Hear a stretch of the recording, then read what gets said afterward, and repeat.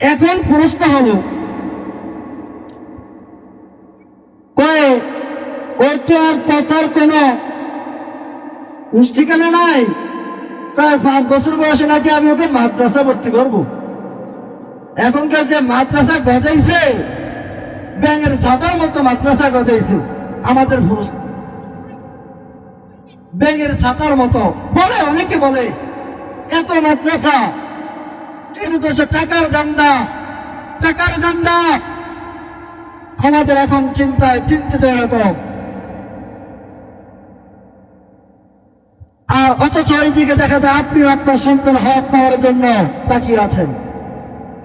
আপনি যদি আপনার সন্তানকে 5 বছর বয়সে কওমি মাদ্রাসায় ভর্তি করে দিতেন, আপনার সন্তানের 5 বছর বয়স থেকে হুজুরের কাছে এরকম ভদ্রতা শিখত, এরকম ইসলামী তরবিয়া শিখত, যে ইসলামী তরবিয়ার ভিতরে, যে ইসলামী আইন কানুনের ভিতরে আপনার সন্তান আপনাকে বুঝিয়ে দিত যে আপনার হক কিভাবে তাকে দিবে, আপনি তার কাছ থেকে কিভাবে তার হক পাবেন, এই ইসলামী শিক্ষা তাকে সেই নুরানি মাদ্রাসায় শিখিয়ে দিত।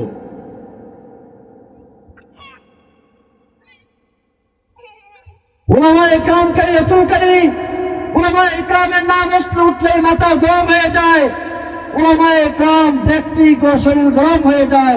এরা কেন দেশের ভিতরে চলতেছে? অথচ এরকম চিন্তা আমাদের ভিতরে আসে না। এই উলামায়ে কেরাম যদি না থাকতো আমার বিবাহ হতো কি করে? এই উলামায়ে কেরাম যদি না থাকতো আমার জানাজা হতো কি করে? এই উলামায়ে কেরাম না হলে আমার সন্তান হচ্ছে, আমার সন্তানকে আমি বিবাহিত ছাড়া আমার সন্তান কিরকম ভাবে, আপনি চিন্তিত কখনো করতে পারেন না। বিয়ে ছাড়া আপনি আপনার সন্তান দেন কি করে? এই উলামায়ে কেরাম যদি না থাকতো তাহলে আপনার সন্তান আসলে মানুষ আপনাকে কি বলতো?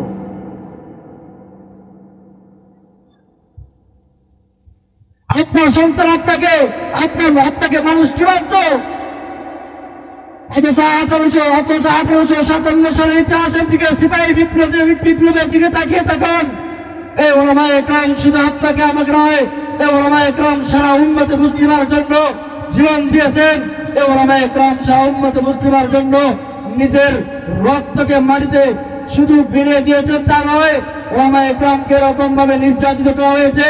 এই উলামায়ে কেরামকে সিপাহী বিপ্লবে এক একটা উলামায়ে কেরামকে ফাঁসিতে ঝুলিয়ে উলঙ্গ করে তাদেরকে গাছে রক্তারো দিয়েছিল। সেই সময়ের ইতিহাস হল উলামায়ে কেরামের ইতিহাস।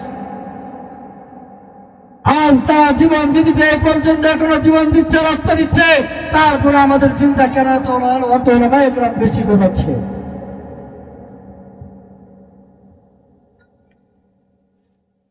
অথচ উলামায়ে কেরাম জীবন দিতে ব্রিটিশ আমল থেকে এই পর্যন্ত, শুধু তা নয়, আল্লাহ রাসূল সাল্লাল্লাহু আলাইহি ওয়াসাল্লাম থেকে এই পর্যন্ত তা নয়, হযরত আদম আলাইহিস সালাম থেকে এই রকম এই পর্যন্ত ইসলামী দাওয়াত ইসলামিক মানুষের দিতে আজকে এই পর্যন্ত এসেছে। আর যারা এই ইসলামী দাওয়াত দিয়েছে প্রত্যেকে তাদের বিবি বাচ্চাদেরকে হারানো হয়েছে। এমন তাদের ভিতরে এরকম দেখা যায়, কেউ তাদের মাকে হারিয়েছে, কেউ তাদের সন্তানকে হারিয়েছে, কেউ তাদের স্ত্রীকে হারিয়েছে, বাবাকে হারিয়েছে, মাকে হারিয়েছে। আর হারাতে আজকের এই পর্যন্ত উলামায়ে কেরামের ইতিহাস, আর এত বছর উলামায়ে কেরামের ইতিহাসটা আমরা না দেখে উলামায়ে কেরামের বিরুদ্ধে হাত তুলি, কলম ধরতে আমাদের বিধান হয় না।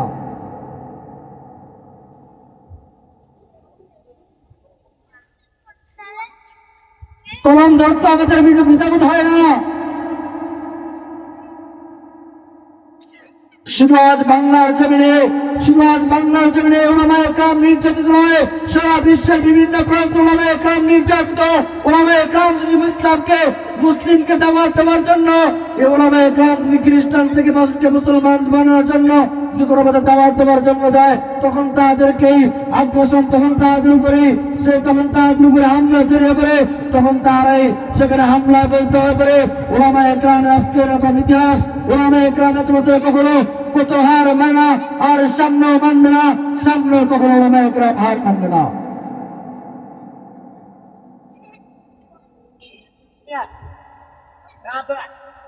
আর আমরা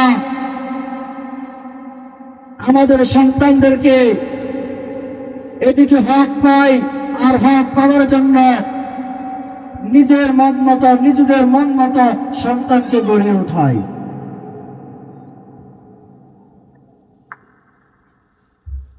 নিজেদের মন মতো সন্তানদেরকে গড়ে ওঠায়।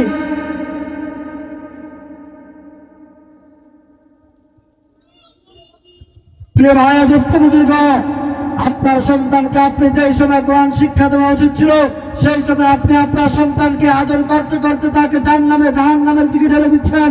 যখন আপনার সন্তানকে আপনি আল্লাহ আল্লাহ শিখাবেন, যখন আপনার সন্তানকে আপনি ইসলাম শিখাবেন, ওই সময় আপনি আপনার সন্তানকে ইসলাম না শিখিয়ে জাহান্নামের দিকে ঢেলে দিচ্ছেন। অথচ আল্লাহ পাক বলেছেন, হে মুমিন, তুমি নিজে বাঁচো, তোমার আহলকে বাঁচাও, তোমার আহলকে বাঁচাও। আর তোমার আহলকে বাঁচাতে হলে এখন আমাদের করণীয় কি?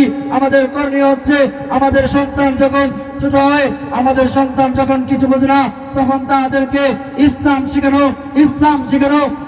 শেখানোর জন্য তাদেরকে মাদ্রাসায় ভর্তি করা। আর আমরা তাদেরকে মাদ্রাসায় ভর্তি না করে ছোটবেলা থেকে এরকম ভাবে ম্যাগাজিন তাদের হাতে ধরিয়ে দেয়, এরকম ভাবে খারাপ জিনিসের তাদেরকে ঢুকিয়ে দেয়।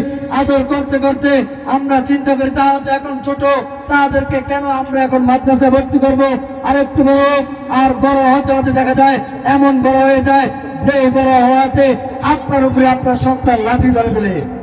প্রিয় ভাই দোস্ত বুজুর্গ, আমার একটাই কথা, আমার কথা হচ্ছে আজ বাংলার জমিনে যে এরকম ভাবে মুসলিম নির্যাতিত হতে যাচ্ছে, এই মুসলিম নির্যাতিত হওয়ার একটা কারণের ভিতরে এরকম একটা কারণ রয়েছে, আপনি আপনার সন্তানের হককে পরিপূর্ণ দিতে পারেন না, আর আপনার সন্তান সঠিকভাবে মানুষ হতে পারে না। তার বিদায় আপনার সন্তান ইসলাম সম্পর্কে না জেনে মানুষ তাকে ইহুদি খ্রিস্টানরা তাকে যেদিকে দাওয়াত দেয় সেদিকে গিয়ে দাওয়াত গ্রহণ করে ইহুদি খ্রিস্টানদের হাতে ধরে ইহুদি খ্রিস্টান হয়ে যায়। আপনার সন্তানকে যদি মানুষ বানাতে হয়, আপনার সন্তানকে যদি ইসলাম শিখাতে হয়, তাহলে আপনার সঠিক সময়ে অল্প বয়সে তাকে মাদ্রাসায় ভর্তি করে ওলামায়ে কেরামের সপর্দ করুন, ওলামায়ে কেরামের হাতে ধরিয়ে দিন। আপনার সন্তানের হক আপনি যদি দিতে হয়, তাহলে আপনি আপনার সন্তানকে এই জন্য কওমি মাদ্রাসার যে নির্মাণ করা হয়েছে, অন্তত যদি আপনি স্কুলে ভর্তি করেন তাতে আমাদের কোনো আপত্তি নাই।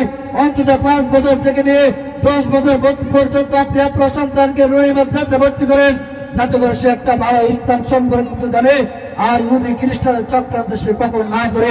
আজ সারা বিশ্বে শুধু মুসলিম এরকম ভাবে দেখা যায়, সারা বিশ্বের মুসলমানরা নির্যাতিত মুসলমানের লাশ, আজ মুসলমানরা নির্যাতিত হতে মুসলমানের লাশ আজ সারা বিশ্বের নহরগুলো গ্রহণ করতে পারছে না। আজ মুসলমানের রক্তে রঞ্জিত সারা বিশ্ব। ইসরায়েলের সে আগ্রাসনে ফিলিস্তিনের দিকে তাকান। আজ শুধু ফিলিস্তিন নয়, বাংলার সহ বিভিন্ন দেশে আজ মুসলমানরা নির্যাতিত। আর এই মুসলমানের নির্যাতিত হওয়ার একটাই কারণ, সেই কারণ হচ্ছে আপনি আপনার সন্তানের হক দেন না। আপনার সন্তানকে যদি আপনি ছোটবেলা সঠিক বুঝ তাকে দিতেন, সে কখনো সঠিক পথ থেকে বেঠিক পথে যেত না, সে কখনো ইসরায়েলের আগ্রাসনে ইসরায়েলের হাতে পড়তো না, আর ইসলাম বিদ্বেষীদের হাতে না পড়ে সে কখনো ইসলাম বিদ্বেষী হতো না। আপনি বলেন বাংলাদেশে কেগুলো আছে না?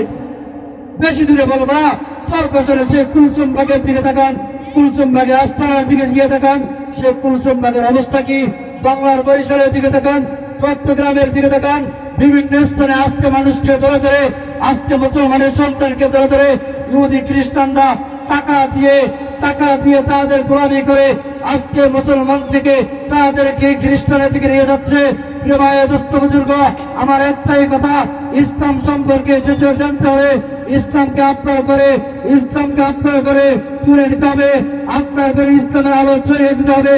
আপনার সন্তান 10টা হোক 5টা হোক, আপনি সবাইকে মাদ্রাসায় ভর্তি করে লাগবে না, অন্তত একজনকে ইসলাম সম্পর্কে পরিপূর্ণ জ্ঞান দেন, একজনকে। আর বাকি জনদেরকে বিভিন্ন যে বলতে তা নয়, অন্তত তাদেরকে পূর্বে বলেছি অন্তত 10 বছর পর্যন্ত তাদেরকে মাদ্রাসায় ভর্তি করেন। আর বলেন কেন মাদ্রাসায় ভর্তি করব, কেন সেখানে আমার সন্তান কি হবে? আপনার সন্তান ইসলাম শিখবে, আপনি ইউনিভার্সিটির দিকে তাকান, স্কুলের দিকে তাকান, তাহলে দেখা যায় সেখানে সন্তানরা পড়াশোনা করে শিক্ষকের সামনে চলাফেরা করে কিভাবে সেদিকে তাকান। আর আপনি আমার কওমি মাদ্রাসার দিকে তাকান, কওমি মাদ্রাসার ছোট ছোট বাচ্চারা উস্তাদদেরকে কিরকম ভাবে সম্মান দিচ্ছে। উস্তাদের সামনে গেলে তাদের এরকম হয়ে যায় যেন সে একটা বাঘের সামনে এসে দাঁড়িয়েছে। উস্তাদের সামনে গেলে সনদ তারায় বক্তব্য ভুলে যায়। উস্তাদের সামনে গেলে একটা কথা বলতে ভুলে যায়, একটা কথা বলতে ভুলে যায়, সেটা হচ্ছে আমার কওমি মাদ্রাসা। আর ইউনিভার্সিটির দিকে তাকান, ইউনিভার্সিটির দিকে তাকান, সেখানে দেখা যায় আজকের ইউনিভার্সিটি এরকম একটা পরিণত হয়েছে। ইউনিভার্সিটির শিক্ষকের সামনে ছাত্র শুধু বসে থাকে তা নয়, সিগারেটও লম্বা লম্বা টান মারে। আবার বলে শিক্ষক ও স্যার আপনি কি একটা দিবেন নাকি টান? এখনকার পরিস্থিতি, এখন আপনি আপনার মন থেকে চিন্তা করেন, আপনার সন্তানকে কওমি মাদ্রাসায় ভর্তি করাবেন নাকি আপনার সন্তানকে যেই ইসরায়েলি আগ্রাসনের জন্য ছোটবেলায় ইসলাম না শিখে আপনি তাকে ইউনিভার্সিটিতে ভর্তি করাবেন? আবার হয়তো বা কারো চুলকানি হতে পারে যে ইউনিভার্সিটি পড়ে নাকি ইহুদি খ্রিস্টানের হাতে পড়বে, তা নয়। আমার কথা হচ্ছে আপনার সন্তান ইউনিভার্সিটির শিক্ষায় শিক্ষিত হয়ে যাতে এই ইসলাম সম্পর্কে 10 বছরের জ্ঞানে যে এমন কিছু শিখবে ওই শিখাতে।